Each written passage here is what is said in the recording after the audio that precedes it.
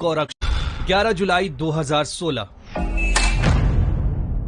गुजरात के ऊना में कथित गौरक्षकों ने दलितों का ये हाल किया था। इस वीडियो ने पूरे देश को झकझोर दिया था।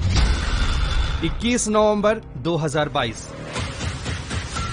आज कुछ ये हाल है।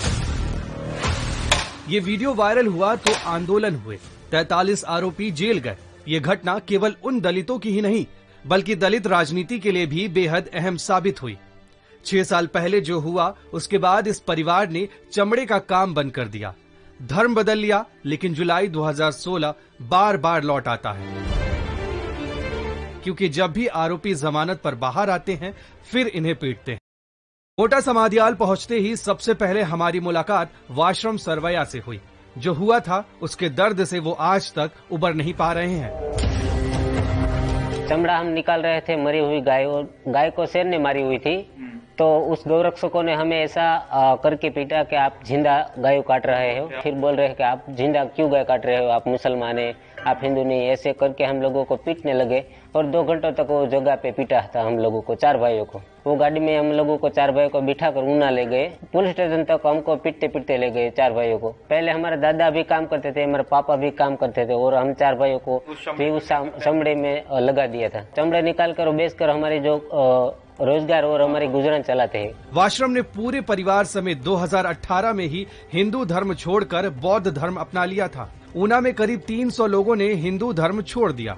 जो बाबा साहब ने भी बौद्ध धर्म अंगीकार किया था, तो उनके विचार, उनके रास्ते पे हम चलने वाले हैं। हम लोग हैं। अब आप लोग बौद्ध धर्म को ही मानते हो? हाँ, हम ही 2 ही त्योहार इस चाल के अंदर 2 ही त्योहार मनाते हैं। एक 14 अप्रैल और बुद्ध पूर्णिमा आती है ना, 2 ही त्योहार हमारे परिवार के अंदर हम मनाते हैं। दिवाली होली भी नहीं मनाते? कोई भी नहीं त्योहार मनाते हैं। वहीं पीड़ितों को हाई कोर्ट के आदेश पर 2016 से सुरक्षा मिली हुई है। स्टेट रिजर्व पुलिस फोर्स के 4 जवान को 24 घंटे उनके साथ रहना था, लेकिन चुनाव के चलते केवल 2 ही मौजूद हैं। गुजरात सरकार ने कहा था जमीन और रोजगार मिलेगा, वो आज तक नहीं मिला। उन्होंने सिर्फ एट्रोसिटी एक्ट वाले 3-3 लाख रुपए दिए, उसके बाद ना किसी ने मदद की और ना ही मुड़कर देखा। सरकार पहले हमारे घर पे आनंदीबेन आए थे, तब हम लोगों को आश्वासन दिया था आपको न्याय जल्दी से जल्दी मिल जाएगा। जो हमारी आजीविका जो थी वो छीन ली है, वो छोड़ दी है, तो फिर आपको नौकरियां या जमीन कुछ मिलेगा। आनंदीबेन ने ऐसा कहा था कि 1 महीने के बाद मैं मोटा समडियाला वापस फिर आऊंगी, आपकी मांगे पूरी हुई नहीं हुई, ऐसा आनंदीबेन ने हमारे घर के अंदर बैठ के बोला था, लेकिन अभी कुछ हुआ नहीं है। हम वाशरम सरवैया के साथ उस जगह पर पहुंचे जहां उन पर हमला हुआ था। वहां जाकर देखा तो मरी हुई गाय और भैंस पड़ी थी। पहले भी लोग जानवरों को ऐसे ही फेंक कर जाते थे। ये लोग चमड़ा खींच लेते थे और बचे हुए हिस्से को दफना देते थे।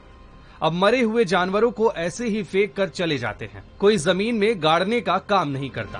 लेकिन जिस गांव में ये घटना हुई थी वहां और ऊना में इस बार चुनाव में भी दलित अत्याचार बड़ा मुद्दा नहीं है।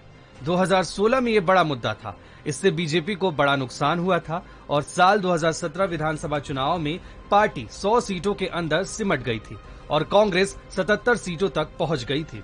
ऊना में तो कांग्रेस ही आती है, पूंजा पे मजा आ जाता है। ऐसा क्यों? ऐसा यानी ज्ञातिवाद है, ज्ञाति ज्यादा है कोली भाइयों की, हमारा पटेल की ज्ञाति कम है। समुद्र किनारे बसा ऊना विधानसभा कांग्रेस का गढ़ है। 1962 में हुए पहले चुनाव से लेकर 2017 तक सिर्फ एक ही बार यहां कमल खिल